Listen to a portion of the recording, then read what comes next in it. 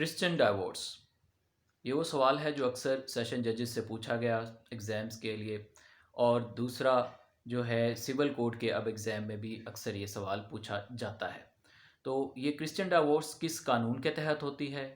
कौन सी अदालतें हैं जो एक क्रिश्चियन डाइवोर्स जारी कर सकती हैं? और क्रिश्चियन हस्बैंड या वाइफ के पास कौन सी ग्राउंड्स हैं जिनकी बेस पर वो तलाक ले सकते हैं? उसके अलावा क्या सीपीसी जो है वो अप्लाई होती है या नहीं होती? और फिर ये कि अडल्ट्री की एक डेफिनेशन को वाज़े किया गया। और उसके अलावा एडिशनल ग्राउंड्स क्या हैं? क्या खुला का कॉन्सेप्ट असाई कानून में है या नहीं है? तो इन सब के लिए अभी जो हालिया फ़ैसला अदालत आलिया का आया है वो है PLD 2020 लाहौर 160 पर पेज पर वो फ़ैसला है, जिसके तहत सबसे पहले हुआ यूँ कि एक क्रिश्चियन औरत ने जो है वो तलाक का दावा दायर किया। तो सिविल कोर्ट में ये दावा दायर हुआ, तो सिविल कोर्ट ने वहाँ पर इसके डॉरी आर्टिकल्स की रिटर्न कर दिया, लेकिन कहा कि आपकी जो है वो तलाक नहीं हो सकती। तो उन्होंने जो है दोनों पार्टीज़ ने इस अपैलेट कोर्ट को रजू किया। तो अपैलेट कोर्ट ने जो था जो खातून थी उसके बयान हल्फी पर, जहाँ पे उसने लिखा हुआ था कि मेरे खावंद ने मुझे कहा है कि जनाब मेरे पास बहुत सी औरतें हैं तो मुझे इसकी ज़रूरत नहीं, तो ये अडल्ट्री है। तो इसकी बेस पर जो था अपैलेट कोर्ट ने उसको डाइवोर्स भी दे दी। तो डाउरी आर्टिकल और जो है डाइवोर्स दोनों का फ़ैसला उसके हक़ में जारी कर दिया गया। तो उसके बाद से दोनों पार्टीज़ ने फिर से रजू किया हाई कोर्ट में। तो हाई कोर्ट ने जो है वो कहा कि ये सबसे पहली बात कि किस कानून के तहत होता है। ये सेक्शन 10 के तहत, जो मैंने भी कहा था कि सेक्शन 10 डाइवोर्स एक्ट 1869, इसके तहत क्रिश्चियन डाइवोर्स होती है, क्योंकि इस सेक्शन के अंदर ग्राउंड्स मेंशन की गई हैं कि किन ग्राउंड्स के तहत जो है वो डाइवोर्स होगी। तो इसमें जो है हस्बैंड है उसको ये ग्राउंड हासिल है कि वो ये कह सकता है कि जनाब मेरी जो खातून है इसने शादी के बाद अडल्ट्री की है।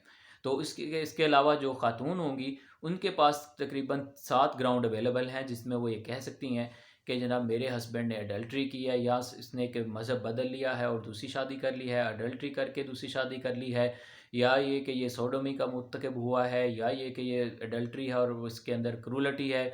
तो इस तरह से मिला के 7 जो हैं वो बनती हैं, जिसमें अडल्ट्री ही सबसे ज़्यादा मेन एलिमेंट पाया जाता है।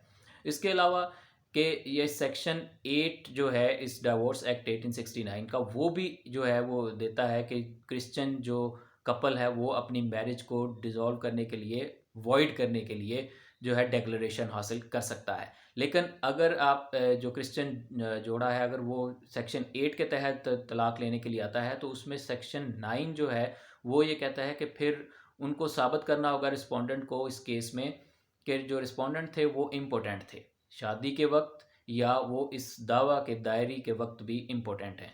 तो नंबर 2 उनको ये बताना पड़ेगा कि ये जो हैं वो अडल्ट्री किए हैं और इसके अलावा ये 2 साल से इनका कोई अता पता नहीं है, और फिर ये कि ये लुनेटिक है, या फिर ये कि उनका कंसेंगुइन रिलेशन है।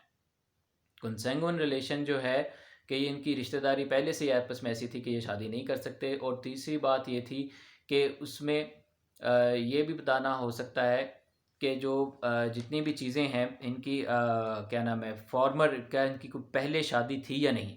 तो अगर इनके दरमियान पहले से ये शादीशुदा है हस्बैंड, तो वो दोबारा से शादी क्रिश्चियन रिलीजन में नहीं कर सकता अगर उसका पहला खावंद या बीवी अभी ज़िंदा हो। तो इसमें जो है वो सीपीसी, क्या सीपीसी अप्लाई करती है? तो section 45 of the divorce act जो कहता है कि बिल्कुल ये जो दावा होगा, जो हस्बैंड है वो सेक्शन 8 के तहत जो है वो करेगा सिविल जज के पास। यहाँ पे फैमिली जज की कोई कॉन्सेप्ट नहीं है, तो इसलिए उसको सिविल जज की अदालत में जाना होगा। और जो खातून हैं वो भी सेक्शन 8 के तहत ये बताया गया है कि वो जा सकती हैं डिस्ट्रिक्ट कोर्ट के अंदर या फिर हाई कोर्ट के अंदर। तो ये इस तरह से जाके अपने इन ग्राउंड्स के ऊपर तलाक को हासिल कर सकते हैं, डिग्री ले सकते हैं। लेकिन इनमें सेक्शन 45 के तहत सीपीसी मुकम्मल अप्लाई होता है।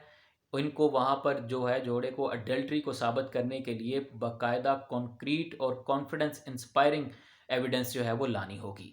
तो इसमें जो सबसे बड़ी बात कि ये सिंपली जो है वो फैमिली कोर्ट में किसी तरह से दावा दायर नहीं हो सकता। ये सीपीसी के तहत सिविल जज के पास जाएगा, या जो खातून है वो डिस्ट्रिक्ट कोर्ट या हाई कोर्ट चली जाएँ तो एक अलग बात है। तो इसमें सीपीसी बिल्कुल अप्लाई होता है, आपको कंक्रीट एविडेंस लानी होती है। और अडल्ट्री की एक डेफिनेशन इसमें अदालत ने वाज़ेह की है कि ये जो खातून ने कहा कि जनाब मेरे हस्बैंड ने ये कहा कि उसके पास बहुत सी औरतें हैं, तो उसको साबित भी करना है कि उसने ये सिर्फ इल्ज़ाम लगा दिया। इल्ज़ाम की बेस पे बिल्कुल भी तलाक नहीं हो सकती, इसलिए औरत का दावा खारिज कर दिया गया और क्रिश्चियन मैरिज को डिज़ोल्व नहीं किया गया। अब दूसरी बात कि क्या इसमें खुला का कॉन्सेप्ट है, तो खुला का कॉन्सेप्ट जो है क्रिश्चियन कानून में बिल्कुल भी नहीं है कि महज औरत आए और आके डिग्री हासिल कर ले, ऐसा नहीं हो सकता।